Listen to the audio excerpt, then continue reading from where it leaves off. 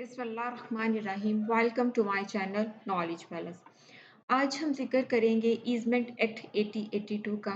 बहुत से lecture easement act पे अपलोड किए जा चुके हैं। आज हम जिस लेक्चर पे जिस सेक्शन पे बात करने वाले हैं या जो हमारा आज का टॉपिक है वो है easement of necessity and quasi easement. Section 13 है ईजमेंट एक्ट का, easement of necessity and quasi easement. Where पहले हम देखते हैं कि necessities of easement of necessity क्या है। वेयर वन पर्सन ट्रांसफर और bequeath immovable property to another person, if an easement in other immovable property of the transfer or testator is necessary for the enjoying the subject of the transfer or bequest, the transferee or legatee shall be entitled to such easement. Easement of necessity क्या होता है? Which is necessary for the beneficial enjoyment of that land. और ये well कौन कर सकता है? Owner of the property and occupier of the property. Any person who is owner of an immovable property or who is occupied on an immovable property, and if such easement is necessary for the beneficial enjoyment of that land, he is entitled to obtain the right of easement. कोई भी person जो कि honour है या occupied है किसी भी movable property पे, और वो जो राइट है वो उसके लिए नेसेसरी है for the beneficial enjoyment of that property. Beneficial enjoyment जो भी डोमिनेंट ओनर है, जो डोमिनेंट प्रॉपर्टी है उसकी, जब डोमिनेंट लैंड है उसकी बेनिफिशियल एंजॉयमेंट के लिए जो ईजमेंट नेसेसरी है, जिसके बगैर उसको एंजॉय ही नहीं किया जा सकता, तो उसे राइट ऑफ ईजमेंट कहते हैं। तब ईजमेंट क्या है कि अगर एक पर्सन अपनी प्रॉपर्टी किसी दूसरे को ट्रांसफर कर देता है या राइट ट्रांसफर कर देता है किसी भी इमूवेबल प्रॉपर्टी पे, अगर वो ईजमेंट जो है किसी भी इमूवेबल प्रॉपर्टी जो कि ट्रांसफर की गई है या टेस्टेटर जो है उसके लिए नेसेसरी है for the enjoyment of the subject of the transfer, और अगर वो प्रॉपर्टी ट्रांसफर की गई है, अगर बिक्वेस्ट की गई है, तो जो बिक्वेस्ट है उसकी जो ट्रांसफरी है उसके लिए वो ज़रूरी है या लिगेटी के लिए ज़रूरी है, तो वो फिर इंटाइटल्ड हैं उस ईजमेंट के हवाले से, वो इसको इंजॉय कर सकते हैं। For example, if such an easement is apparent and continuous and necessary for enjoying the said subject as it was enjoyed when the transfer or bequest took effect, the transferee or legatee shall, unless a different intention is expressed or necessarily implied by, be entitled to such easement. अगर वो जो easement है वो apparent है, मैंने आपको बताया था कि एपरेंट ईजमेंट वो होता है जिससे थोड़ी सी इंस्पेक्शन से एक्सपर्ट पर्सन जो है वो देख सकता है, महसूस कर सकता है कि ये ईजमेंट है, और कंटिन्यूस होती है जो विदाउट ब्रेक होती है, कंटिन्यूसली जो अवेलेबल होती है without the act of the man. और अगर वो ईजमेंट अपरेंट है और कंटिन्यू है और नेसेसरी है for the beneficial enjoyment of that land and it was enjoyed when the transfer और बिक्वेथ टुक इफेक्ट, अगर वो प्रॉपर्टी की इंजॉयमेंट के लिए ज़रूरी है और वो जिस प्रॉपर्टी की इंजॉयमेंट के लिए ज़रूरी है वो प्रॉपर्टी ट्रांसफ़र कर दी गई है, तो जो ट्रांसफरी है या लिगेटी है वो इस राइट को अवेल कर सकता है, उसे ये ईजमेंट का राइट अवेलेबल है, unless a different intention is express, जब तक कि कोई डिफरेंट इंटेंशन एक्सप्रेस नहीं कर दी जाती। अब वो किस तरह से इंटाइटल्ड है, एक और एग्जाम्पल से समझते हैं इसको। If an easement in the subject of transfer or bequest is necessary for enjoying other immovable property of the transferor or testator, the transfer or the legal representative of the testator shall be entitled to such easement. अगर एक easement जो है, easement in the subject of the transfer, वो property जो कि transfer की गई है या उसको बिक्वेथ किया गया है, और वो प्रॉपर्टी जिसको ट्रांसफर किया गया है या बिक्वेथ किया गया है उस प्रॉपर्टी की इंजॉयमेंट के लिए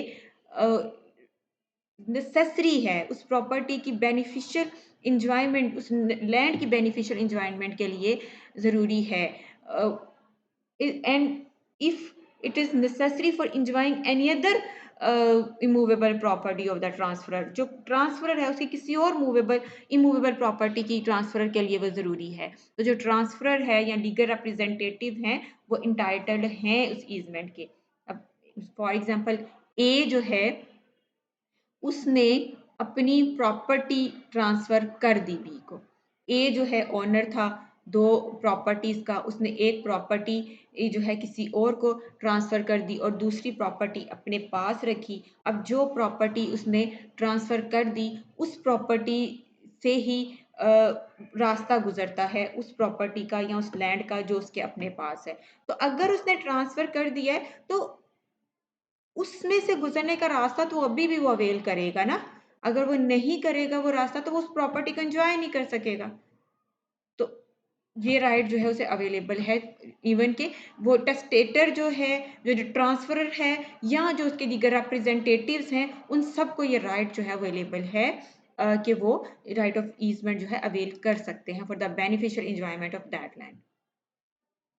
एक और एग्जाम्पल है, if such an easement is apparent and continue and necessary for enjoying the said property as it was enjoyed when the transfer or bequest took effect, the transferor or the legal representative of the testator shall, unless a different intention is expressed or necessary implied, be entitled to such easement। अब एक easement जो थी apparent थी और वह continuous भी थी और वह नेसेसरी भी थी for the enjoying the said property, और वो ज़रूरी है इसी तरह से ज़रूरी है जिस तरह से वो पहले ज़रूरी थी। पहले वो इस पे एंजॉय कर रहे थे जब ट्रांसफ़र या बिक्वेस्ट जो है टुक वाज़ टुक इफेक्ट। अभी जिस वक़्त ट्रांसफ़र नहीं की गई थी या प्रॉपर्टी बिक्वेस्ट नहीं की गई थी, तो जिस तरह से वो उस वक़्त एंजॉय कर रहे थे, अब भी उसकी एंजॉयमेंट के लिए वो ज़रूरी है, वो नेसेसरी भी है, वो अपरेंट भी है, वो कंटिन्यू भी है। तो जो ट्रांसफरर है जिसने प्रॉपर्टी ट्रांसफर की है या उसके जो लीगल रिप्रेजेंटेटिव्स हैं टेस्टेटर के, तो वो क्या कर, उनको बिल्कुल उसी तरह से ये ईजमेंट का राइट अवेलेबल है। वो उसी तरह से इंटाइटल्ड हैं जिस तरह से कि वो उसको ट्रांसफर करने से पहले इंटाइटल्ड थे, जब तक कि कोई डिफरेंट इंटेंशन नहीं सामने आ जाती। ये था हमारे पास। इसके बाद हम है कि where a partition is made of the joint property of several person. अब एक प्रॉपर्टी है, ज्वाइंट प्रॉपर्टी है और उसके बहुत सारे ओनर है, ज्वाइंट उसके सेवरल पर्सन जो हैं उसके ओनर्स हैं, तो क्या कंडीशन होगी? If an easement over the share of one of them is necessary for enjoying the share of another of them, the latter shall be entitled to such easement। अगर एक easement जो है वो एक प्रॉपर्टी है, उसके बहुत सारे ज्वाइंट ऑनर हैं, लेकिन तमाम ऑनर्स जो हैं उसको एक जैसे प्रोरी प्रॉपर्टी एक दूसरे को राइट अवे जो है वो दे रहे हैं। यानी कि एक प्रॉपर्टी है, उसके बहुत सारे ऑनर हैं और उस प्रॉपर्टी को इंजॉय करने के लिए, उनकी बेनिफिशियल इंजॉयमेंट के लिए उन सबको राइट ऑफ ईजमेंट जो है अवेलेबल है।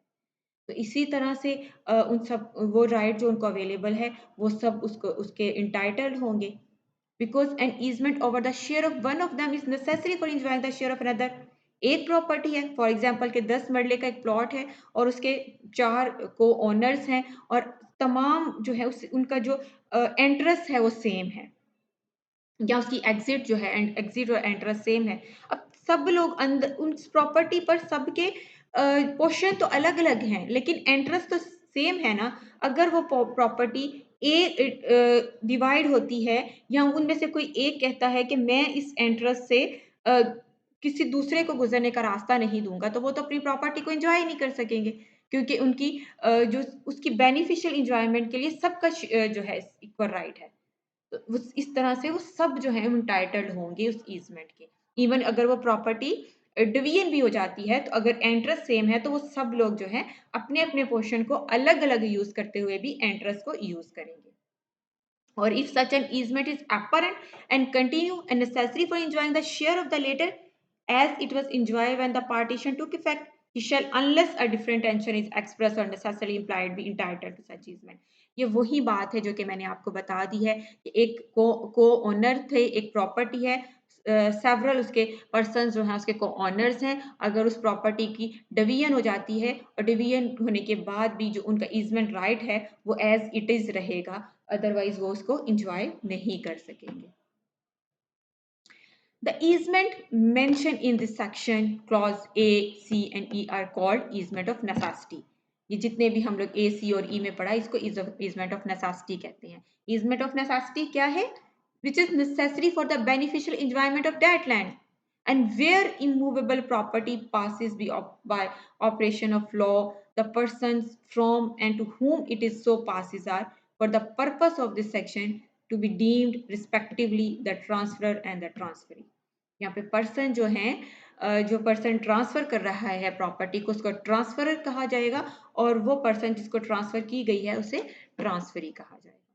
For example, a sale be a field then used for agriculture purposes only. It is inaccessible except by passing over A's adjoining land or by trespassing on the land of a stranger. B is entitled to a right of way for agricultural purposes only over A's adjoining land to the field sold. अब A जो है, A B को property cell करता है, field एक cell करता है, और सेल क्यों करता है? सिर्फ और सिर्फ एग्रीकल्चर पर्पस के लिए. वो कहता है यहाँ पे कंस्ट्रक्शन नहीं करनी, इसको सिर्फ एग्रीकल्चर पर्पस के लिए यूज करें. अब वहां पे वो, उसके पास वो एक्सेस ही नहीं है, स्वाय इसके कि वो बी की जो लैंड है, जो एक और लैंड है बी की, कोई और इसका फॉर्म है, वहां से गुजर के, वहां से रास्ता है गुजरने का, वहां से गुजर के जाता है तो फिर उसके पास एक्सेस है. लेकिन वहां से नहीं गुजरता तो उसके पास एक्सेस नहीं है. या फिर कोई स्ट्रेंजर है उसके साथ, उसकी प्रॉपर्टी है, तो वहां से ट्रेस पासिंग करनी पड़ती है, फिर वो वहां पे अपने जा सकता है, अदरवाइज उसके पास कोई एक्सेस ही नहीं है. तो B is entitled to a right of way for agriculture purpose only. अब बी का राइट है कि वहां राइट ऑफ वे है कि वो या तो जो भी ए की अनदर लैंड है, वहां से उसको राइट ऑफ वे है, वहां से गुजर के अपनी लैंड में जा सकता है, लेकिन सिर्फ एग्रीकल्चर पर्पस के लिए. ये नहीं कि जब दिल चाहा मुंह उठाया और वहां पे चले गए, सिर्फ एग्रीकल्चर पर्पस के लिए वो वहां से जा सकता है. ये उसका राइट ऑफ वे है. ये जो भी ज्वाइनिंग लैंड है, जो भी या फील्ड जो है सॉइल के, वहां से वो गुजर सकता है, ये उसका राइट है. एक और एग्जाम्पल देखते हैं. A the owner of two fields. A की दो फील्ड्स हैं, दो उसके खेत हैं, या उसकी जो उसका ऑनर है, सेल वन टू बी. एक जो है बी को सेल कर देता है एंड रिटेन द अदर. दूसरा जो है अपने पास रख लेता है. The field retained was at the date of the sale used for agriculture purpose only and is inaccessible except by passing over the field sold to B. A is entitled to a right of way for agriculture purpose only over B's field to the field retained.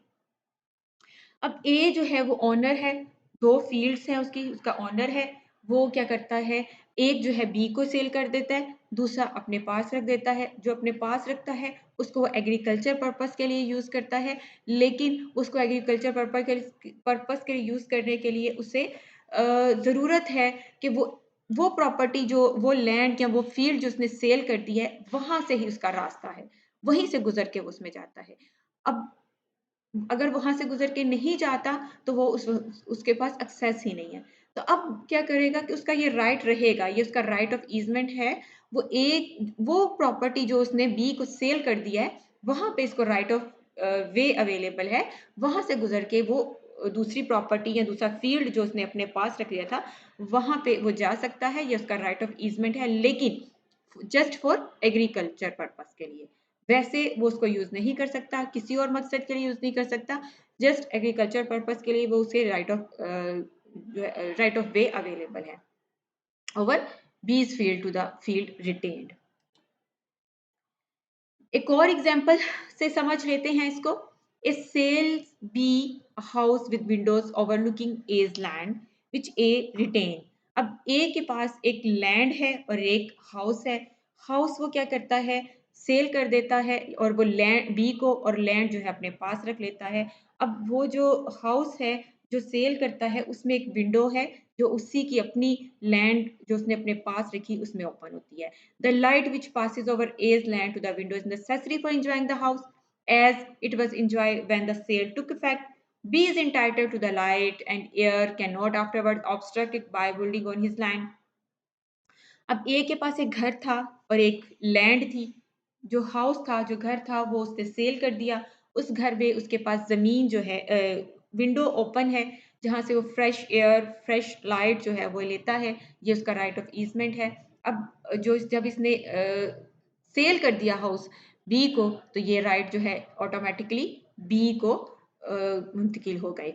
अब B का ये right जो easement हमेशा रहेगा, क्योंकि वो window ए की land से जो लैंड उसने अपने पास रखी उसकी तरफ ओपन होती है। तो ए बाद में ये नहीं कर सकता कि वहां पे कंस्ट्रक्शन कर ले और उसकी विंडो को क्लोज कर दे और ये उसे राइट ना दे, क्योंकि ए ने बी को घर सेल किया है। जब घर सेल किया तो विंडो उसमें मौजूद थी और वो खुद भी ये राइट अवेल कर रहा था। अब जब बी को ये घर सेल किया तो फिर भी बी के पास ये राइट जो है राइट ऑफ ईजमेंट रहेगा और वो ए की लैंड की तरफ जिस तरह से ओपन है वो इसी तरह से ओपन रहेगा।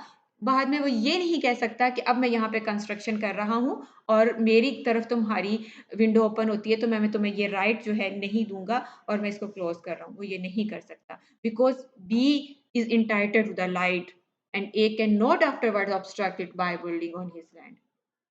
उम्मीद है आपको इस एग्जाम्पल की भी समझ आ गई होगी। आगे है हमारे पास section 14, direction of way of necessity. Direction of way of necessity क्या है? When a right of way of necessity is created under section 13, section 13 में हमने देखा राइट ऑफ जो है ईजमेंट ऑफ नेसेसिटी क्या है। ये वो है जो कि नेसेसरी है for the beneficial environment of that land. The transfer, the legal representative of the testator or the owner of the share over which the right is exercised, as the case may be, is entitled to set out the way, but it must be reasonably convenient for the dominant owner. When the person so entitled to set out the way refuses or neglect to do so, the dominant owner may set it out. ये क्या है कि यहाँ पे right of वे है, right of way of necessity is created under section 13 में ये right create हुआ था। अब ये प्रॉपर्टी ट्रांसफर हो जाती है, जो ट्रांसफर है या उसका जो लीगल रिप्रेजेंटेटिव है टेस्टेटर का या जो भी ऑनर है शेयर का, over which the right is exercised as the case में भी, तो वो इंटाइटल्ड है कि उसे सेट कर सकता है to set out the way. लेकिन जो भी वो रीजनेबली होना चाहिए, उसका जो राइट है वो रीजनेबली होना चाहिए, कन्वीनियंट होना चाहिए डोमिनेंट ओनर के लिए। ऐसा नहीं कि डोमिनेंट ऑनर के लिए वो कन्वीनियंट नहीं है। जो भी इसको राइट दिया गया है उसके लिए राइट ऑफ वे जो दिया गया है उसके लिए कन्वीनियंट होना चाहिए। लेकिन व्हेन द पर्सन जो सो इंटाइटल्ड, जो पर्सन इंटाइटल्ड है उसे सेट आउट कर लेता है, तो अगर उसे रिफ्यूज कर दिया जाता है या ऐसा करने से निग्लेक्ट कर देता है तो डोमिनेंट ऑनर जो है उसके पास ये राइट है कि उसे सेट कर सकता है, because it's a right of necessity. तो अगर उसे राइट दिया जा रहा है, राइट ऑफ वे है, लेकिन उसके लिए राइट ऑफ वे जो है उसके लिए कन्वीनियंट नहीं है, तो वो उसको खुद से कन्वीनियंट बना सकता है। आई होप आज के लेक्चर की आपको समझ आई होगी। मज़ीद लेक्चर जो हैं इस पे अपलोड कर दिए जाएंगे, तो देखते रहें knowledge palace. Thanks for watching. Allah.